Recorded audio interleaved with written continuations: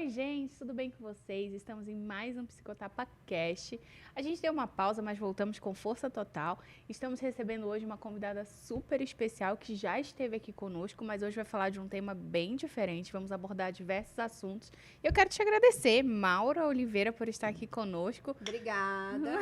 Psicóloga, É um prazer estar aqui novamente.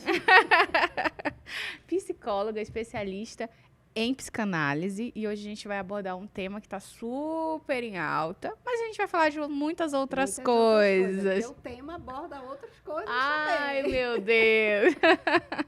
Ó, eu já vou começar sendo bem polêmica. Ai, vai. A gente tem tido um boom sobre essa coisa do narcisista. Assim como a gente teve um boom de ansiedade. Ai, todo mundo é ansioso, todo mundo é... E agora todo mundo é narcisista. Será? Será? Então a gente tá a palavra do momento é essa, né? Até eu fiz um stories esses dias falando sobre isso, falei assim, estamos justificando as nossas maus escolhas de relacionamento, porque não deu certo, que eu me envolvi com um narcisista. Porque ele era narcisista. Ou qualquer Fácil colocar, né, a culpa no outro. Então, eu falei, gente, Se calma. eximir de responsabilidade e colocar a culpa no outro. Aí é fácil. Exato. Tem um problema de relacionamento com meu pai porque ele é narcisista. Teve um caso que eu peguei na clínica que eu até, né, trouxe os traços de um perfil aí de transtorno narcisista de personalidade para a pessoa e não cabia em nada. Eu falei, será que seu pai não é pouco instruído? Será que seu pai não vem de uma cultura machista? Transtorno de personalidade também, né? Porque não tem só o narcisista. Tem outros transtornos de personalidade. Também, né? Mas quando a gente fala muito dessa questão, e acho que para o senso comum, para a grande massa, e para o que está rodando nesses vídeos, acaba-se que se criou um personagem para essa figura narcisista. Então, de fato, o que é ser narcisista? Primeiro, a gente tem que ver o que é narcisismo. Opa, tô interessada. Porque, assim, narcisismo, ele é diferente do transtorno narcisista, né? E nem sempre uma pessoa narcisista, ela vai ser uma pessoa nociva para quem convive com ela. Às vezes, a pessoa narcisista, ela só faz mal para ela mesma. Entendeu? Então, assim, nem sempre ela projeta, nem sempre tá no outro, não, nem nas sempre relações. ela tem o transtorno. Entendi. Ela pode ser uma pessoa narcisista e não ter o transtorno de personalidade narcisista. Certo. É diferente. Por exemplo, o narcisismo, né? O que é o narcisismo, né? Na psicanálise, de acordo com Freud, o narcisismo, ele é constituinte da nossa subjetividade. Entendeu? Nós todos os seres humanos, eles têm que passar pela época narcísica. Ele tem que passar essa época de narcisismo. E quando é que a gente passa essa época de narcisismo? Né? Quando nós chegamos aqui nesse planeta. Né? Então, tem alguém que vai dizer que nós somos o máximo, que nós somos o mais lindo, que nós somos tudo na vida dessa pessoa. Sim. Quem você acha que faz isso? Geralmente é a mãe, né? A mãe ou os cuidadores. Não necessariamente vai ser a mãe biológica, né? Vai ser a mãe. A mãe. A mãe que vai desempenhar essa função. Então, o que é o narcisismo? É exatamente, se uma pessoa ela não teve esse narcisismo primário, que a gente chama na psicanálise, né? Ou esse narcisismo primário, é uma pessoa que sai com grande prejuízo na vida. Porque você tem que ter para depois você abandonar, para depois você ser uma pessoa saudável mentalmente. Eita! Entendeu? Então, você tem que receber, né? Você tem que ser. Freud tem até uma fala que ele fala assim, Sua Majestade ou bebê. Então, assim, você é o centro das atenções. Né? Se você chora, automaticamente tem alguém ali para lhe dar uma mamadeira. Sim. Se você bate o pé, tem alguém ali para satisfazer seus desejos.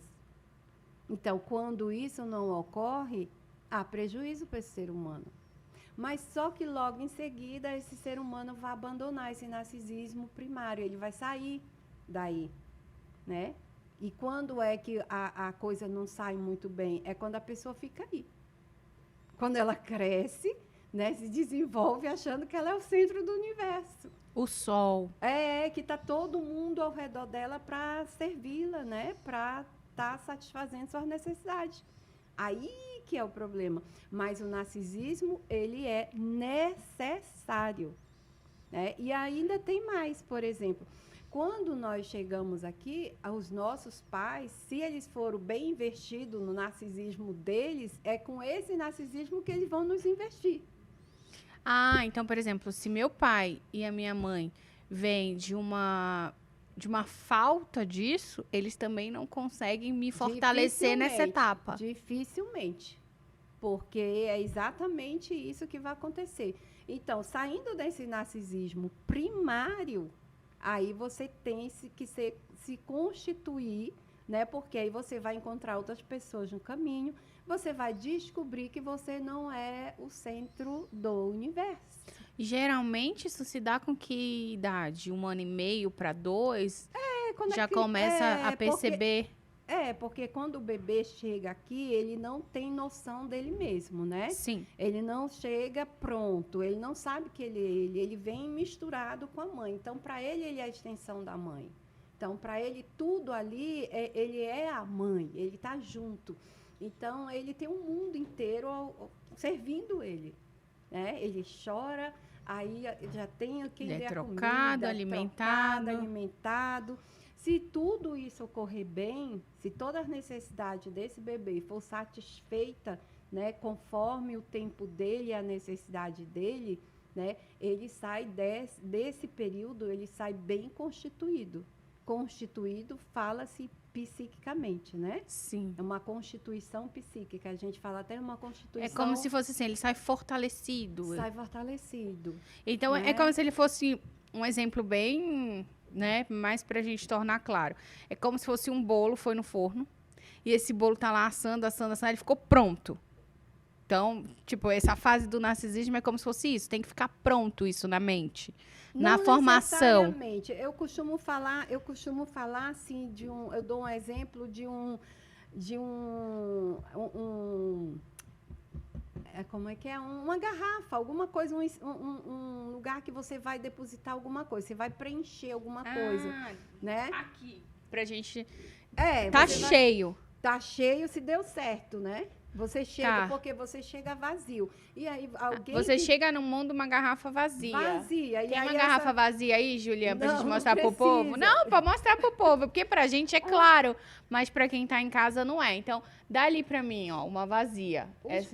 Isso, pra gente mostrar mesmo. Os cuidados maternos, essa atenção com o bebê, essa majestade do bebê, Sim. vai preenchê-lo, né? Eu costumo falar assim, que nós somos vazios de amor. Né? E aí, quem vai nos receber aqui vai encher, né? Ou não. Às vezes você sai desse período totalmente vazio. Né? Que sofre abandono, maus tratos. Cuidados. Rejeição. Cuidados que são sofrimentos, né? Prolongados. Por exemplo, eu falo muito sobre o choro, né? Que fala assim, não, deixa o bebê chorar, que ele aprende que ele tem que dormir. Sim. Não, ele não aprende que ele tem que dormir. Ele aprende que ele não tem ninguém por ele. Ele aprende que ele está sozinho, que ele não pode contar com ninguém. Ele aprende, é um modo de defesa que faz ele dormir. Né? O que gera nele talvez uma falta de empatia. Vai gerar vários sofrimentos, né? O que vai sair daí vai ser determinante de conforme cada sujeito. Porque cada sujeito vai responder, né, de uma forma. Tem bebê que chorou e deu uma coisa. Outro bebê chora também do mesmo jeito e vai arrumar outro caminho, outra saída. Então, a gente nunca, né, afirma assim, vai ser isso, vai ser aquilo, né? Mas depende muito. Mas vai sair alguma coisa dali que não é bom. Não é saudável, mentalmente falando. Muito né? obrigada. Então, vamos lá. Cheguei no mundo, bebezinho, só essa garrafa. Vamos abrir essa garrafa. Não, porque a gente tem que deixar... Pra gente é claro, mas pra quem não é do mundo da psicologia, não é. Então, assim, os cuidados maternos é o que vai preencher essa garrafa. Então, vamos lá. Eu nasci, aí me dão amamentação. Amamentação, banho... né? Troca de fralda, carinho, proteção, segurança. Uma das coisas, né, mais importantes para um bebê é segurança, né? Já viu? O pessoal já viu até nas Tá aqui o redes bebê. sociais, às vezes, gente fazendo meme de um bebê que ele tá assim, aí o pai chega, mexe nele, aquele bebê se espanta. E as pessoas acham isso engraçado. Não é engraçado. Não é engraçado. Né? Imagina você quando você está num sonho, que você sonha que você está caindo. É bom? Não é bom. É horrível quando você... E o bebê, ele está aqui nesse mundo vulnerável. Então, ele está dependendo das mãos que está segurando ele. Então, ele está nesse... né? Ele depende Sim. desse... E aí, se alguma... Ó, tô recebendo isso. Ai, que fofo, vem, visita, pega no colo, cheira, mãe, abraça. padrinhos, todo né? mundo junto. Todo mundo junto, misturado. Mas aí... E essa mãe ficou grávida de novo, ou Ai, foi essa mãe embora. vai Acabou. embora, ou se tem um luto, parou. Parou, vai ficar faltando isso aqui, né? Para completar. Então, essa falta, ou seja, eu recebi, mas não recebi o suficiente, vamos usar essa palavra. Essa falta vai ser preenchida com o quê? Ou é ao longo da vida? Ao longo da vida, né? Cada indivíduo, cada sujeito vai achar uma forma, vai achar uma saída. Uma Né? estratégia. Uma estratégia. Às vezes saudável e às vezes não. Né? Exemplo de uma saudável, exemplo de uma não saudável. Saudável é esse sujeito, ele pode, com esse pouco que ele tem, ele pode se constituir mentalmente, psiquicamente saudável. A não saudável é ele partir para um transtorno, para alguma dificuldade, né? Então, é isso. Muitas vezes ele chega ali e ele ainda não estava pronto para seguir em frente. E muitas vezes ele para nessa idade até, né?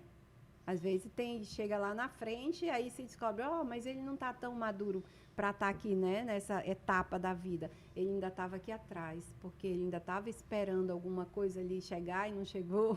Um carinho, um afeto, uma Alguma atenção. coisa, né? Tanto é que a nossa vida de adulto, o que é a nossa vida de adulto? Principalmente na terapia. É ressignificar. É ressignificar. Porque a gente volta lá naquele período em que você viveu, né? E que você não tinha condições de entender o que você estava vivendo. Mas hoje você pode olhar para trás e você ter condições de entender, né? Não só o que você estava vivendo, como a quem estava vivendo com você. E a terapia é exatamente voltar atrás, ressignificar, porque agora você não precisa mais daqueles cuidadores, agora é com você. Boa. Agora é contigo o negócio. E falando do narcisismo, né, que a gente estava falando, lembrando que o narcisismo, ele não é uma coisa má para o ser humano, muito pelo contrário, ele é uma coisa necessária. Ele faz parte da constituição psíquica, ele é constituinte do sujeito, faz parte, né? Tem que ter essa parte narcísica. É a parte em que você é o centro do universo. A parte que você... Que às vezes você busca isso, né? Pensando em formas saudáveis. Às vezes você busca isso em todo o esforço que você emprega no seu trabalho. Você quer um reconhecimento, você quer, né, esses olhos voltados para você, você quer essa atenção. Aí a gente volta para esse vazio aqui, né? Mas isso não constitui um transtorno. Não, mas talvez seja a busca do que ficou faltando aqui. Entendi. Entendeu? Então, eu hipervalorizo o meu trabalho, eu hipervalorizo aquilo que eu faço. Quero ser sempre reconhecido, quero sempre tirar as melhores notas, quero sempre estar no quadro de honra, né? Quero sempre louvores, louvores, louvores. E quando não é, às vezes, um trabalho, às vezes é com aparência física. Tem mulheres que se colocam aí em inúmeras cirurgias, cada vez se modificando... Por quê? Porque eu quero receber um elogio, eu quero receber que eu tô bonita, eu quero olhares, eu quero atenção. Tudo muito por conta dessa fase primária que não foi suprida. Fase narcísica. Correção psicanalítica, eu amo, gente. Seja corrigido psicanaliticamente. Isso. Agora vamos falar do transtorno. Quando que é transtorno? Pra gente entender que aí já não é mais... esse narcisismo primário, já não é mais uma busca por uma atenção, às vezes, de uma atitude narcísica, e é um transtorno narcisista de personalidade. o narcisismo, saindo do narcisismo primário, ainda tem a pessoa que é realmente narcísica, né? Aquela pessoa que realmente se admira, que realmente, como diz o Caetano Veloso, né? Narciso não gosta do que não é espelho, né? Isso que ele fala, o que não é espelho, Narciso não gosta. Tem essa pessoa também, né? E não necessariamente ela vai estar no transtorno. Tá. Né? Porque é o que caracteriza o transtorno. Segundo o DSM, são duas características que vai diferenciar o transtorno narcisista de outros transtornos, que é a grandiosidade, né? Quando aquela pessoa se acha o máximo, e a falta de empatia. São esses dois critérios que basicamente distinguem, né? Esse narcisista patológico. São esses dois critérios. Porque existem outros transtornos de personalidade que são muito confundidos também com o narcisista. Qual, por exemplo? Borderline, né? Mas que há diferença. Né? Um border é diferente de um narcisista. E o psicopata, por exemplo, também é diferente. É muito diferente. Aí já é muito diferente. O border e o já ficam mais ou menos perto, né? São poucas coisas que diferenciam. Esse outro já é mais. Mas, então, o que vai... Hoje em dia, as pessoas vão muito pelas redes sociais, Sim. Pela internet. Então, às vezes, eu recebo paciente que já chega falando assim, não, porque o meu pai é narcisista. Aí eu pergunto, mas por que você acha que seu pai é narcisista? Ah, porque eu já vi na internet, eu já vi no Google, ele tem todas as características. Não é bem assim. Não é bem assim, sabe? Porque as pessoas podem ter traços narcisistas e não necessariamente ter o transtorno. Aliás, quase nós todos temos traços narcisistas.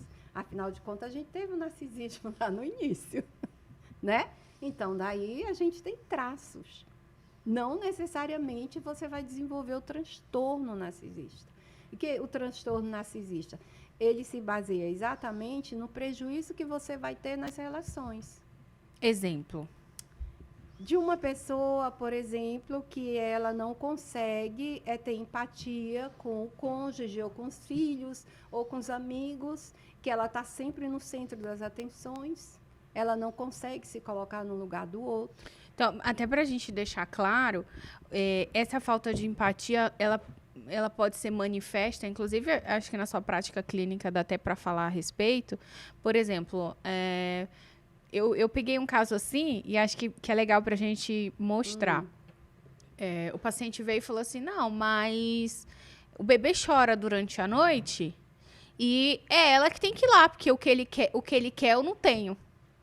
Exatamente. Enquanto psicóloga de família, quando eu atendi ela já veio e falou assim, ele é um narcisista, não me ajuda em nada. Pode ser, né? E ainda tem mais, ainda tem o narcisista que quando o filho nasce, ele disputa o lugar com o filho. Porque como ele é o centro, né, das atenções, então o bebê não pode ser o centro. Quem é o centro é ele. Então ele disputa com o bebê. E já peguei casos assim, né? E as pessoas não conseguem entender como que um ser humano vai disputar o lugar com o bebê. Sim. Mas disputa. Porque ele não concebe, né, que agora ele não está em primeiro lugar. Que agora existe um bebê que está demandando cuidados, né, da mãe. E essa mãe está voltada para esse bebê. E aí ele não suporta isso. Então é um intenso sofrimento. Eu não tinha pensado nessa perspectiva. Estou aqui viajando nessa ideia que realmente Mas muito... de bebê e mamãe eu entendo. É muito interessante pensar, porque vários casais que você recebe na clínica, você tem essa queixa, né? Essa queixa do... ela me abandonou depois que a criança nasceu. É só ela e o filho dela. Para ela só importa essa criança. Não, existe essa queixa é real. Eu diria até que ela é saudável, porque é necessário que essa mulher quando esse bebê chegue, é necessário que essa mulher se volte para esse bebê. Inclusive, o Winnicott fala que ela vive até um momento assim que ele colocaria como uma loucura, né? Que aquelas primeiras relações ali com aquele bebê, é necessário que ela se volte. Por quê? Se ela não se voltar para esse bebê e o mundo dela ficar tão restrito que só resta ela e esse bebê, ela não consegue identificar a necessidade desse bebê. Porque o bebê, ele não tem fala, ele não tem voz. Quem que vai dar voz para esse bebê? É quem está cuidando dele. Como é que ela vai dar voz? É se identificando. Como ela se identifica? Ela se funde com ele. É uma loucura mesmo. Ela tem que se voltar completamente para esse bebê. E hoje em dia tem muitos adoecimentos psíquicos, tanto da mãe como do bebê, exatamente por a mãe não ter esse momento de se voltar completamente para esse bebê. E aí ela tem condições, quando isso ocorre, ela tem condições de chegar e falar: ele está chorando de fome. E realmente ele está chorando de fome. Ou ele está chorando porque ele quer colo, e realmente o bebê quer colo. Quando isso não ocorre, ela fica tentando adivinhar qual é a necessidade do bebê. Será que é fome? Será que é colo? Será que é fralda? Será que é isso? Será que é aquilo? Entendeu? E se a gente tem dentro desse quadro que é necessário essa fusão entre a mãe e o bebê, até para garantir a saúde emocional e física desse bebê, se a gente não tem essa fusão por conta dessa mãe ter um transtorno narcisista de personalidade, Sim. O que a gente tem de desdobramento disso? Desdobramento que não haverá um vínculo forte entre essa mãe e esse bebê, e provavelmente esse bebê vai sair com prejuízo desse momento de constituição psíquica.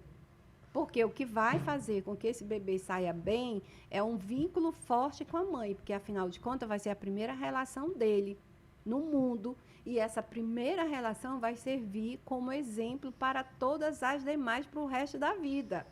Entendi. Então, se essa primeira relação ela não é boa, ela não tem esse vínculo forte e saudável, com certeza vai sair no prejuízo.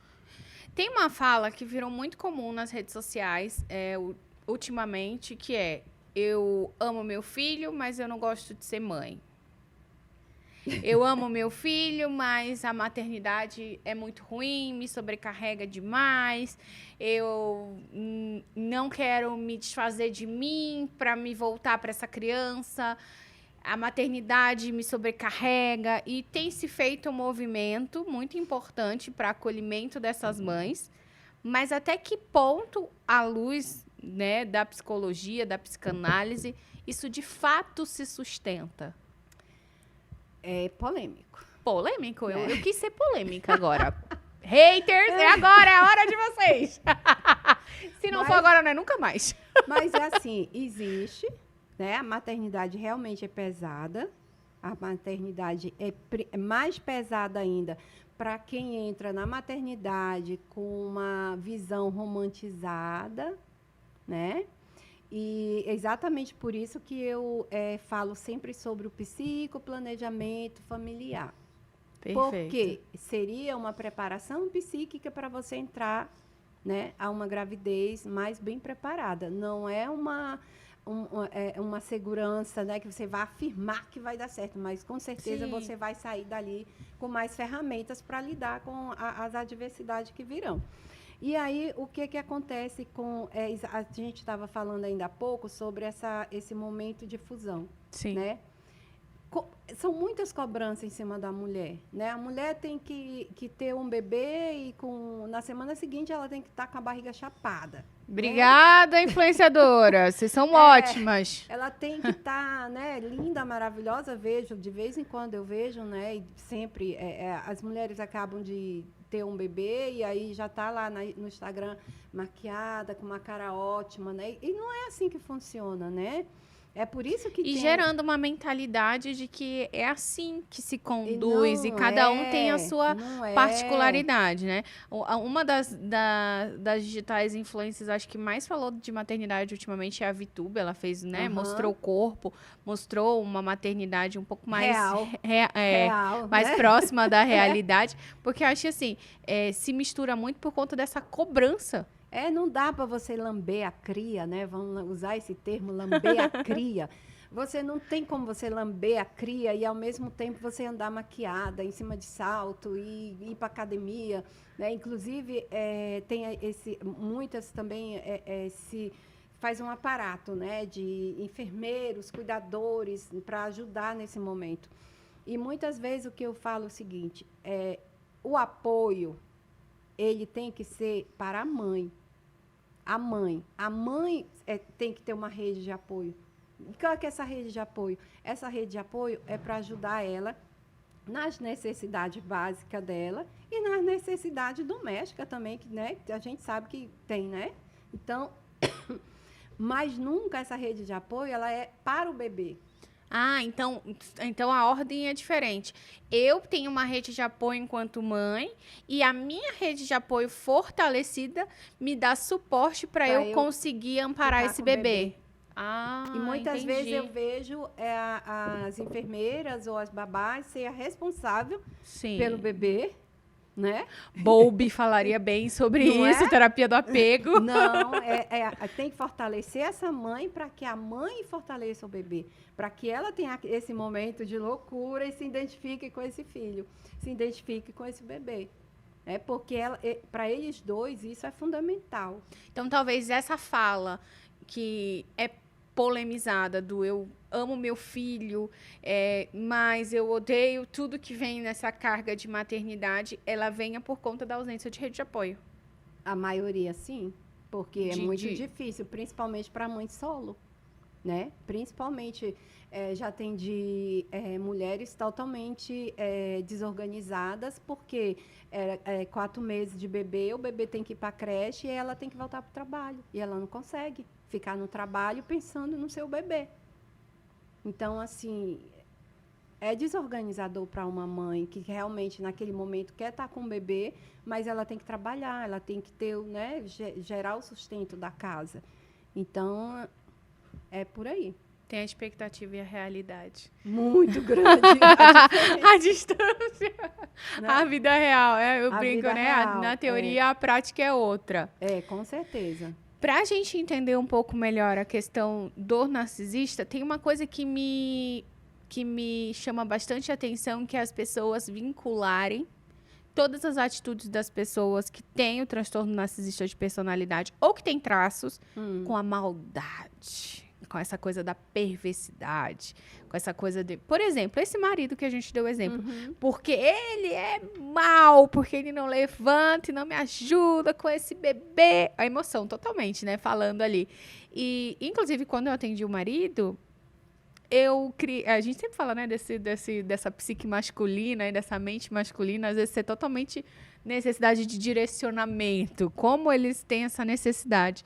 E aí eu fui psicoeducando ele sobre a fase, falando, olha, tudo bem que você não tem, né, o peito para dar o alimento para essa criança, mas você tem pernas. Aí, né, porque parece, né, uma conversa bem, você tem pernas, certo? Que tal tem se braços. Você usasse suas pernas, os seus braços? Que tal se você colocasse uma almofadinha na hora de, né, sentar na poltrona? Então, não é sobre você não ter o que a criança precisa, você tem o que a mulher precisa, porque você não está tendo problema com a criança, você está tendo problema com a sua esposa. Exatamente. Então, após essa psicoeducação, muitas coisas melhoraram. Então, mas eu trabalho no dia seguinte. Ela também tem a função o dia inteiro com essa criança.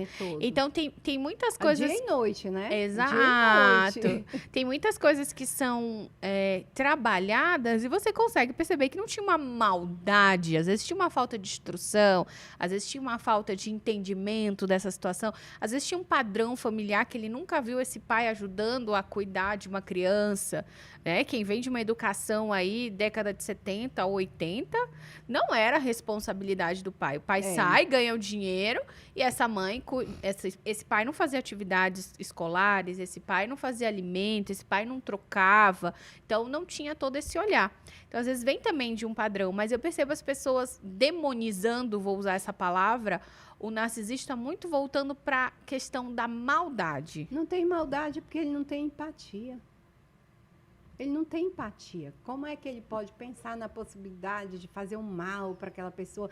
Não, ele está apenas se colocando. Só que ele se coloca de uma maneira muito agressiva, né? Uma maneira de se colocar como centro. Não estou nem aí porque você pensa, porque você quer, porque você precisa. Que sou egoísta. Eu quero o meu lugar. Eu reivindico o meu lugar de primeiro. Sempre fui e vou continuar sendo. Não vou dividir com criança. E aí ele passa por cima das suas emoções como um trator. Sim. Ele não vai que ele vai pensar em fazer mal para ninguém. Ele só está se colocando. É claro. Aquilo para ele é uma coisa lógica, básica, que tem que ser assim. Afinal de contas, ele é o centro de tudo. E por que ele faz isso com as pessoas que ele tem mais proximidade e da porta para fora, ele tem outra atitude comportamental? Tem muitos narcisistas que são um anjo, que lá na igreja, nossa, o irmão santo, todo mundo gosta, todo mundo quer perto. E dentro de casa, Jeová, chamando Jesus de Genésio. O que acontece? Explica. Vamos esclarecer isso. Tu não aguenta, né? Mas é verdade. Às vezes parece que você tá contando uma mentira. Você fala assim, não é possível que você viveu isso com esse ser de luz com esse alecrim dourado, que se apresenta aqui, que é responsável, que é educado com as pessoas. Então, da porta pra fora... Porque ele vai ter esse relacionamento nocivo, né, doentio, com quem tem relacionamento com ele. Próximo, assim. Quem tá no vínculo dele, na confiança. Quem tá na confiança dele. Ele não vai se demonstrar, muito pelo contrário, né? Ele usa fachadas o tempo todo, ele usa máscara o tempo todo. Né? Tem essa coisa, né? Ele sabe exatamente o que ser, como se fosse um camaleão. Ele sabe exatamente o que ser, aonde, com quem, né? Agora, com quem ele realmente tirar a máscara, realmente essa pessoa não vai ser um momento bom, não. Né? Mas, principalmente falando da religião, sim, principalmente na religião, existe muito narcisista, porque é um lugar propício. Por quê? Porque lá ele pode ter a máscara, né, da santidade, ele pode falar em nome de Deus. Né, usa a religião. Usa a religião para disfarçar a sua personalidade. Jesus amado. Datas comemorativas com os narcisistas. Por que é o verdadeiro inferno na Terra? É a mesma coisa. Ele é o centro do universo. Como você ousa ter um dia para você? Se todos os dias tem que ser para ele. Né? Então, assim, já vi, inclusive, pessoas que chegaram, por exemplo, no dia do casamento da mãe, né? No dia do casamento da filha, a mãe desmaia, subindo para o altar. Aí ninguém lembra do casamento, só lembra do desmaio dela. Acabou o casamento da filha, entendeu? Porque ela tem que chamar atenção naquele momento, ela tem que ser o centro do universo, não importa como, ela vai ser o centro do universo. Ainda que seja de uma maneira... Não importa. Não importa como que ela vai chamar atenção. Ela vai chamar atenção. Então, como ela quer esse lugar de centro, a pessoa que tem um narcisismo, que tem um transtorno, não importa se isso é de uma forma boa ou ruim.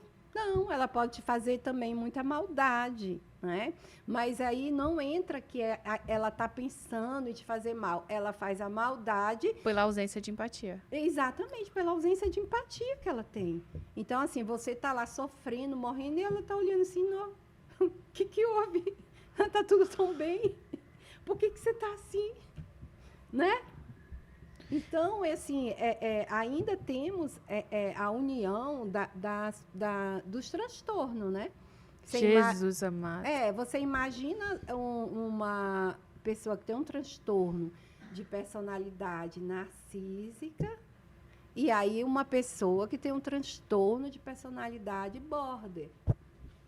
Então, assim, enquanto uma quer ser o centro do universo e não tem empatia, a outra morre de medo de ser abandonada.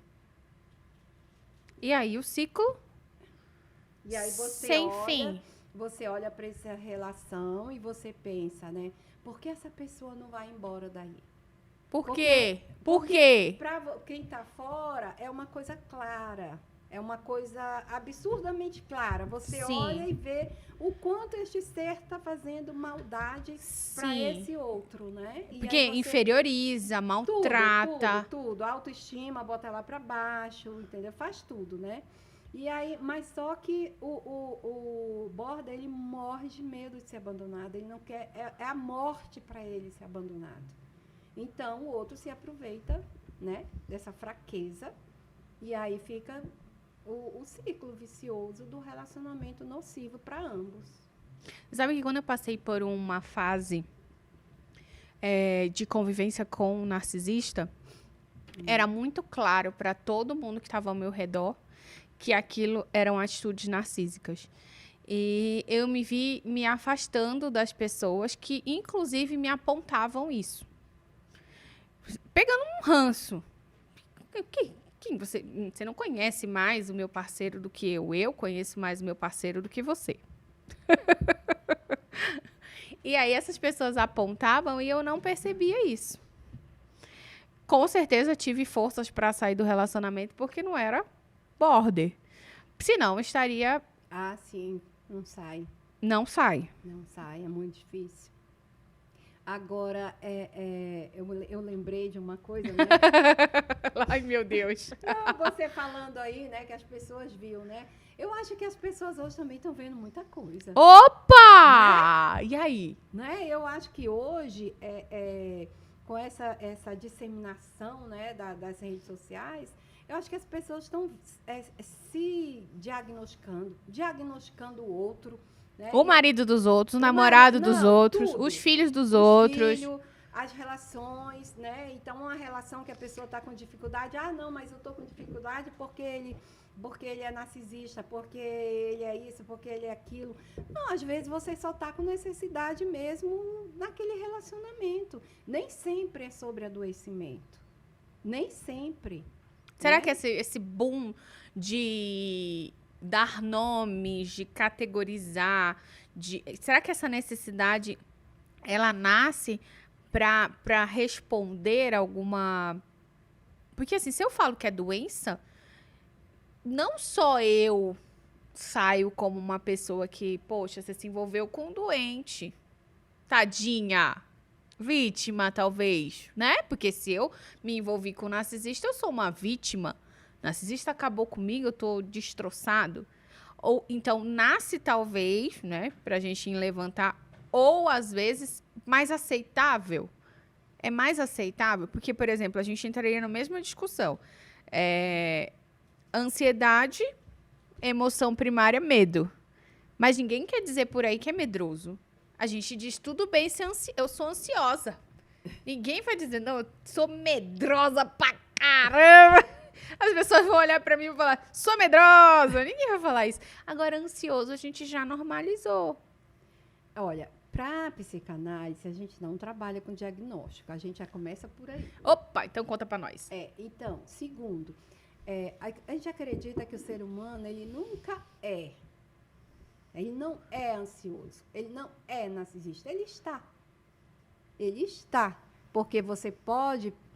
daqui a algum tempo ser outra coisa, passar para outro estágio, né? Então você está. Sobre o diagnóstico, eu costumo falar sobre o diagnóstico da seguinte forma: o diagnóstico hoje, né? Já houve tempo que ser diagnosticado de qualquer transtorno, né? Seja lá qualquer transtorno mental, era uma coisa muito difícil. Tanto é preconceituosa, estigmatizante e tudo. Tanto é que até hoje muita gente tem medo. Sim. Né? Falou que é alguma coisa mental, as pessoas dão uma escondidinha. Né? Não fala Sim. assim, se você tiver um ataque, um problema cardíaco, você espalha para todo mundo. Mas se você tiver algum problema mental, alguma doença, não. Deixa Aí quieto. deixa quieto, toma um remédio escondidinho, não alardeia. Mas, Fala que não foi psiquiatra, fala que foi o endócrino. mais ou menos. Tá tomando ibuprofena. Quem te passou? Ah, foi o endócrino. Aí não. Tô com dificuldade de sono, aí tô tomando lá. Não, a rejeição do medicamento, né? Nem a rejeição, é a resistência. Total. Né? A tomar medicação. Então, engloba tudo isso. Mas o diagnóstico hoje, o que eu vejo o diagnóstico? Muitas vezes o diagnóstico ele serve como um respeito, sabe? Eu vejo o diagnóstico, por exemplo, quando eu vejo alguém com um cordãozinho no pescoço, o que é aquilo? Aquilo ele está me dizendo que ele tem determinadas dificuldades, que tem coisas que eu poderia passar pela minha cabeça que ele poderia fazer e que ele não pode. Só que ele tem aquele cordão, eu entendo, eu respeito. Mas quem não tem o cordãozinho, não é respeitado. Vão lançar. Depois desse podcast aqui vai ter o Vários cordão do cordões. narcisista, o cordão do... Gente, quem estiver pensando em empreender, temos um negoção, hein? Colado ansioso. Gente, Eu penso assim, entendeu? O que é esse cordão? Rapaz, tendência Olha, de mercado. Um dia desse, um juiz estava, né, na audiência com um cordão de girassol. Gente, que coisa mais linda. Por que ele foi para a audiência com cordão de girassol? Ele precisava se expor? Ele precisava dizer que ele tem né? Visionário, quem fizer os cordãozinhos, hein? Então, é assim, o que é o diagnóstico? Eu vejo hoje como isso, como respeito. Sim. Né? Respeito e visibilidade. Tem cura para os narcisistas? Nunca ouvi falar. Também, se quiserem inventar uma. Né? Nunca ouvi falar sobre cura, né? Mas com terapia a gente ameniza muita coisa, né? Trata, né? Mas voltando ao diagnóstico, é exatamente isso, né? Por exemplo, eu digo assim, você não vai falar para uma pessoa que sofre do coração para ela subir 10 lances de escada. Né? Vai falar? Não vai. Então, por que daquela pessoa que tem determinada dificuldade, né, seja ela qual for, você exige que haja uma mudança, que ela faça, que ela aconteça? Exemplo, dentro da depressão, você tem muito essa cobrança, né? Isso, levanta, vai treinar, vai treinar. Como é que é? Faça como é que é a mente? Ocupar sua cabeça. Não, é força de vontade. Basta você ter força de vontade que você consegue. Que força de vontade é essa que você consegue? Não é?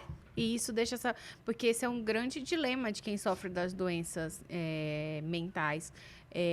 A dificuldade que as pessoas têm por não estarem visualizando. Exatamente. De entenderem que ali tem uma limitação. Uma limitação, uma dificuldade, né? Às vezes até insanável mesmo, né?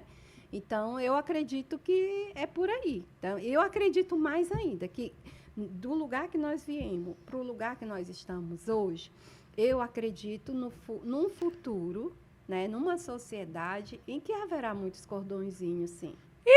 Entendeu? Prepara nosso cordãozinho aí, galera. Eu acredito, sabe? Eu acredito né? que Até pra gente conseguir, né? Eu acredito, sabe? Muitos relacionamentos, a partir da hora que você convive com uma pessoa que você reconhece que aquele sujeito tem uma dificuldade dele, isso é verdade, por exemplo. uma condição dele, você não vai mudar. Não, porque nos testes, por exemplo, a avaliação que eu faço o neuro, quando sai o diagnóstico de TDAH, que a gente conversa com a família e tudo, por exemplo, no caso do marido e tudo mais, eu já vi, assim, relacionamentos serem totalmente reajustados, reconfigurados, Exatamente. porque a mulher começa a entender que não, peraí, ele não faz, ele não me ouve, é de birra, ele só faz o que ele Pronto. quer, eu tenho que falar com ele 10 vezes. Ele e esquece tudo. Ele esquece tudo. Do futebol ele não esquece. Então, a gente percebe uma questão de relacionamento muito melhorada a partir do momento em que ela entende ali, o filho entende. Talvez, até por isso, muita gente está atrás do seu diagnóstico, né? Exato, exato. Querendo uma explicação. Por favor, alguém me ajude, Me né? ajude.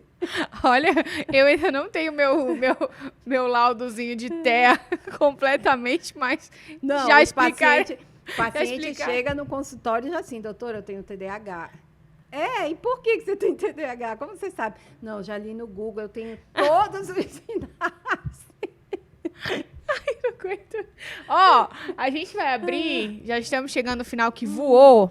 Quero agradecer demais, demais, demais, e você volte, tá? Porque a gente tem que falar sobre os sinais precoces. Ah, sim, sim. Aí outro podcast a gente vai falar sobre os sinais precoces do autismo nos Tem bebês. muita coisa boa pra Nos vir por aí, bebês. gente.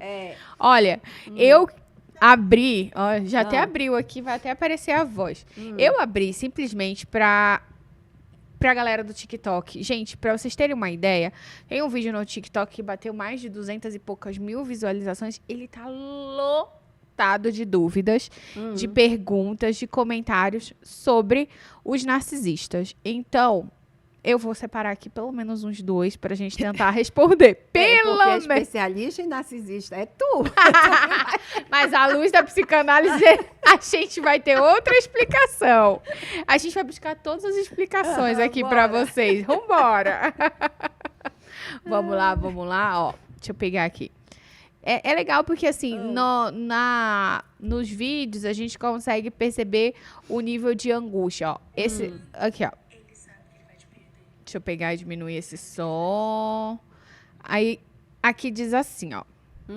Fico muito triste em saber que o homem que escolhi para ser pai da minha filha é assim. Um comentário. Aí já entra uma questão, né? Se ela já sabe que ele é assim, é isso que ela quer para a filha dela? Né? Porque, assim, é ruim quando você não sabe, quando você está dentro de um relacionamento nebuloso, perdida, sem saber o que está acontecendo. Mas essa pessoa aí já está falando que ela já sabe. Já então, tem. Ó, a Jennifer Rodrigues, lá do TikTok, Jennifer, ó, respondendo aqui, ó. Consegui relutar por 3 meses. Bloqueei ele. Arrumou 3 números diferentes para vir atrás de mim. Enfim, não aguentei. E fiquei. E agora me deu um tratamento de silêncio e o sentimento voltou. Ansiedade e insegurança. É, típico, né? Típico. O tratamento de silêncio, ele é típico do narcisista. Por quê? Porque ele está te punindo, ele está te colocando numa situação de punição. Você não me valorizou, você não me colocou no centro, olha aí agora o que você tem. Aí a outra lá, né, que está tentando transformá-lo, muitas vezes o que acontece é isso. Essa expectativa de mudar, de transformar. O cara teve lá 30 namoradas, nenhuma deu certo, mas aquela que tá chegando, aquela sim vai dar. Você vai conseguir, só que não. Entendeu? Ela vai conseguir, né? A heroína que vai transformar o narcisista num homem perfeito para ela, né? Então, esse aí é típico. Agora, o que ela vai fazer? Agora, o que tu vai fazer? Conta pra gente depois, tá? A Jennifer Rodrigues, ó. Voltou, né? Ele, 3 números. Isso vira um ciclo, né? Tem que ter cuidado, né? Se não É tem um aí uma ciclo. dependência emocional rolando. Exatamente, dura precisa anos. investigar, exatamente. Dura anos isso aí. Dura anos e perde vida, tem né? uma coisa interessante aí também, né? Que é sobre o bloqueio, né? Porque tem muita gente que tem uma dificuldade de bloquear as pessoas. Por quê, gente? Eu faço isso com tanta facilidade. Não, agora a psicanálise explica. Menina, eu faço isso com muita facilidade. Não tanto fácil, nem tão difícil. Mas é assim, não, o que eu vejo é que muitas vezes a pessoa não quer bloquear o outro porque ela não quer queimar essa ponte.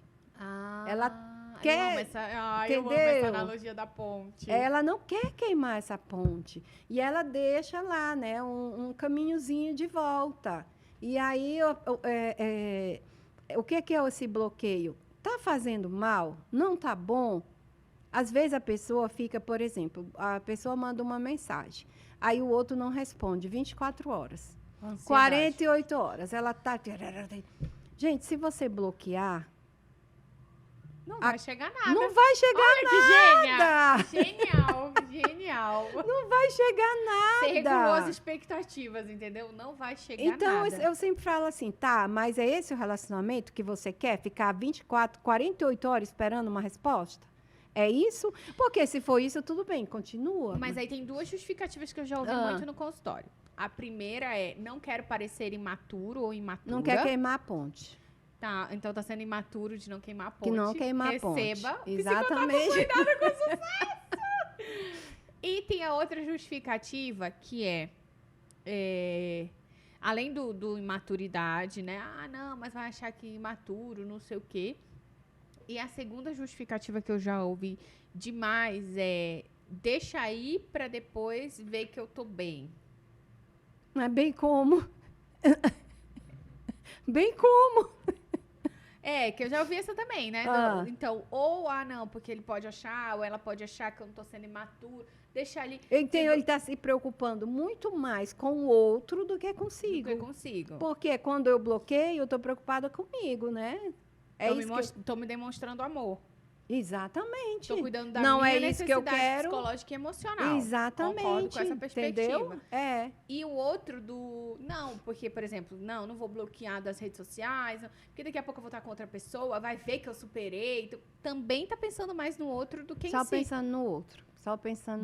Boa. A Jennifer foi até forte por um tempo. Depois alguma coisa rolou. Acho que foi no terceiro número só, Jennifer. Conta pra nós. Né? Porque primeiro você resistiu, o segundo não. Terceiro, lá, não. Olha só isso. Sabe o que eu não entendo? Eu sendo tão boa, antenada a tudo, fui me envolver nesse relacionamento. Não tem com quem falar. Pois parece que a gente é louca. E ainda mais, trabalhamos na mesma empresa. Simone Agostinho. Polêmico. É. Por quê? Ela já começa falando que ela é boa. Aham. Né? E eu diria, né, que semelhante atrai semelhante. Opa! Então, assim, não tem como, entendeu? Esses imãs. Entendi. Entendeu? Aí, então, o que é ser boa para ela? Porque ela tá. O grande dilema aqui é que ela vamos pensar assim, eu sou esperta, sou ligada. Pois como é que eu caí nessa cilada? Como é que eu caí nessa cilada? Não é tão esperta, não é tão ligada. Não entendeu? É tão boa, não tá tão antenada. Mas tem que saber o que é boa, né, para ela, né? Sim. Porque a gente trabalha com essa perspectiva, né? O que é boa para você? Sim. Né? E ela disse que não tem com quem falar, porque parece que ela é louca. Que é essa dinâmica da gente falando da porta para fora. Mas é interessante você observar isso, entendeu? Você não atrai aquilo que você quer. Você atrai aquilo que você é e aquilo que você precisa. Muito bom. E aí, a perspectiva psicanalística é ótima. E aí tem muito a ver também com a sua história de vida. Como você foi constituída. O que você acredita que é amor? A gente volta lá para a garrafinha vazia. Volta para a garrafinha Olha vazia. Aqui. Entendeu? Então, assim, o que é amor para mim? Né? Que tipo de amor que eu preciso? Com que tipo de amor de relacionamento que eu fui acostumada, que eu vivenciei? Então, é isso que eu vou buscar no mundo. Prometo que é a última, tá? A manipulação é uma covardia, pois te confunde, você não consegue enxergar a verdade. E é triste. Luciano Elias. É, exatamente. A manipulação é exatamente para você não enxergar a verdade, para você não sair disso. Porque ele se alimenta disso. Então, ele diz que é e, ao mesmo tempo, ele diz que não é. Ele mostra uma coisa, ele é doce, amável, mas, ao mesmo tempo, ele vai dar aqueles tapinhas, aquelas coisinhas sem ninguém perceber, né?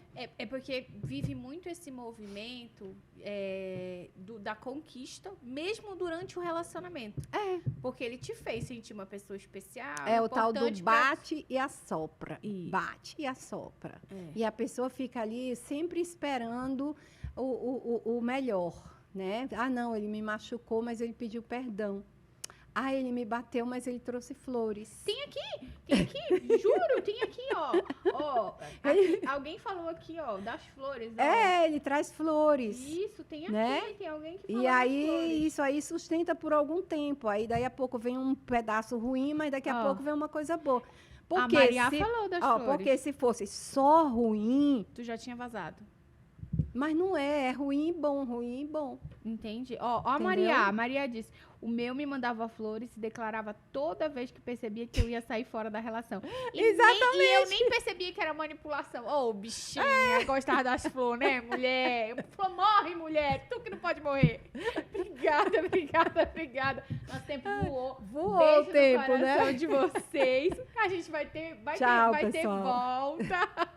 Vamos voltar com um Vamos. novo tema, né? Exato. Um novo tema. Curte, compartilha, comenta, segue a gente. Vou deixar os links tanto do planejamento Psicoplanejamento familiar e também o @ da Maura Oliveira. Beijo no Beijo. coração de vocês.